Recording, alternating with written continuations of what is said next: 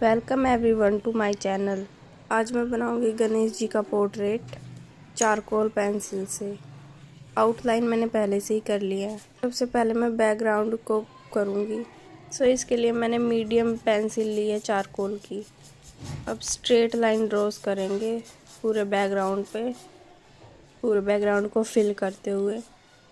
उसके बाद blending stump से मैं इन सारी हार्ड लाइंस को ब्लेंड कर रही हूँ। और इसमें जितना टाइम ज़्यादा दोगे उतना ही ज़्यादा ब्लेंडिंग अच्छे से होगी।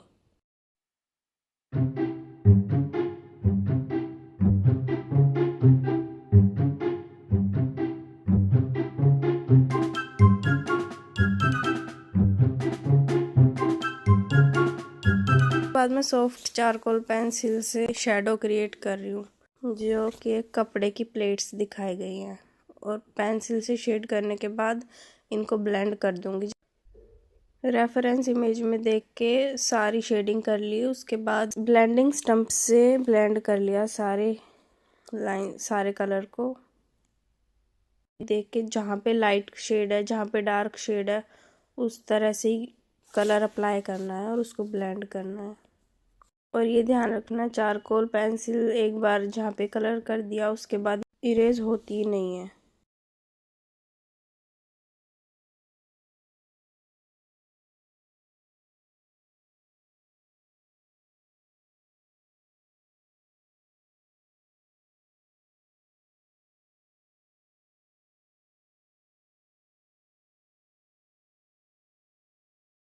पगड़ी का अब नेक्स्ट पार्ट, स्टम्प से बिल्कुल डार्क एरिया था ये, तो उसी तरह से बिल्कुल डार्क करके और ब्लेंडिंग स्टम्प से ब्लेंड कर दिया। एंड नेक्स्ट पार्ट में इसमें थोड़ा डिज़ाइन है, तो वो भी मैं पेंसिल से ही ड्रॉ कर रही हूँ। पेंसिल से ड्रॉ करने के बाद इसमें शेडिंग कर लूँगी इसी पेंसिल से, जहाँ पे जैसे भी फ़ोटो में दिखाया गया।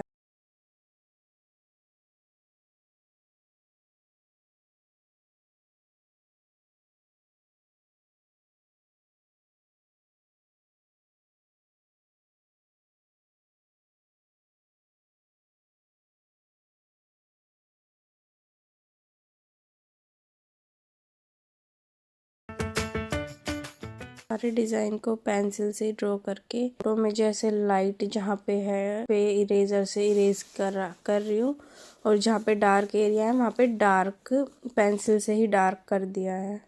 ये करना बहुत इम्पोर्टेंट है, इससे ही जो डिटेल्स है वो उभर के आएंगी।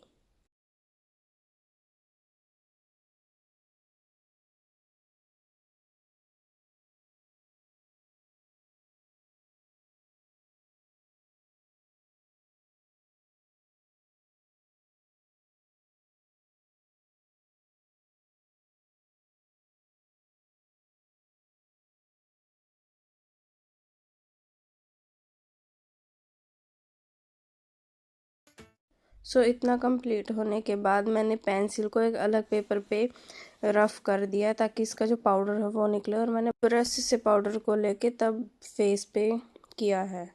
अगर डायरेक्ट पेंसिल से करती तो बिल्कुल डार्क आ जाता, जैसे कि पगड़ी में किया हुआ है। और रेफरेंस इमेज में जो फेस है उसका कलर लाइट है, इसलिए ब्रश से किया।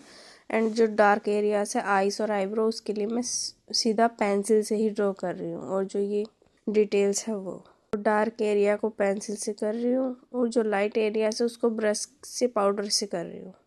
रेफरेंस इमेज में थोड़ी थोड़ी आउटलाइनिंग भी दी हुई है, तो वो कर रही हूँ पेंसिल से ही।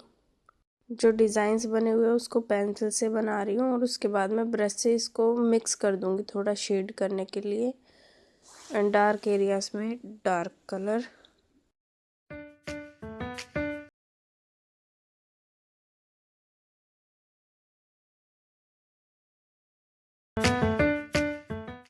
इसी तरह से जैसे ईयर्स है उसमें जहाँ पर इमेज में डार्क एरिया है वहाँ पे डार्क करना है, जहाँ पे लाइट है उसको तो वैसे ही छोड़ देना है।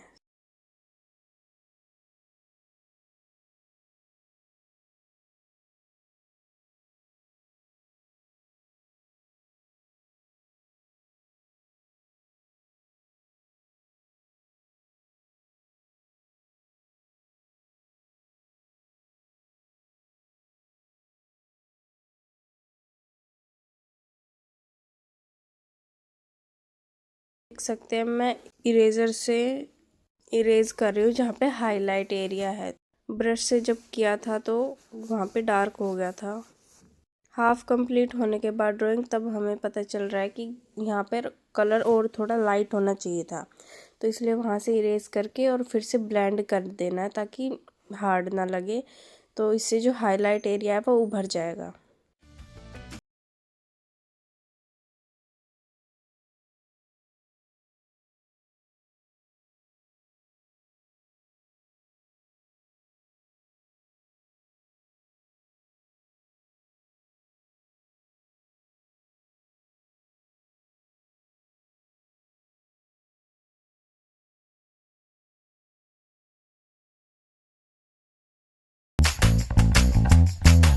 ब्रश से पाउडर लेके ऐसे शेड करने में टाइम भी कम लगता है और ब्लेंडिंग भी अपने आप ही हो जाती है। कलर करने के साथ साथ ब्लेंड भी हो ही रहा है। तो पेंसिल से करते तो पहले पेंसिल से करना पड़ता, उसके बाद ब्रश करते रहते, उसको ब्लेंड करते रहते, तो उसमें टाइम ज़्यादा लगता।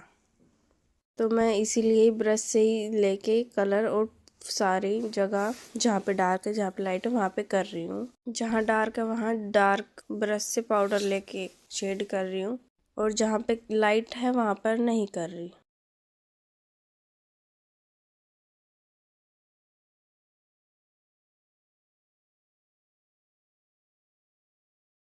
कपड़े का इफ़ेक्ट बनाने के लिए ब्रश से डार्क शेड कर दिया है पूरे ही कपड़े पे।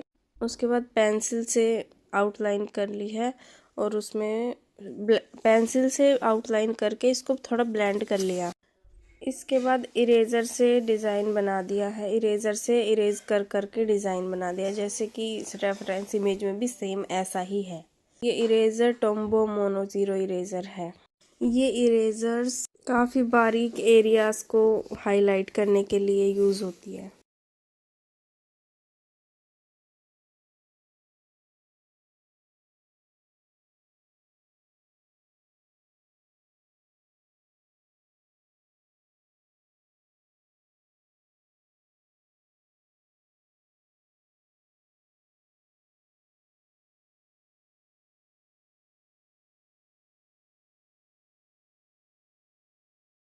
अब ज्वेलरी में हाइलाइट्स के लिए मैं बैटरी इरेज़र का यूज़ कर रही हूँ ताकि ज़्यादा हाईलाइट हो, क्योंकि ये रेफरेंस इमेज में भी काफ़ी ज़्यादा हाईलाइट दिखाया है। शाइनिंग होती है ना, इनमें शाइन पार्ट होता है इसलिए।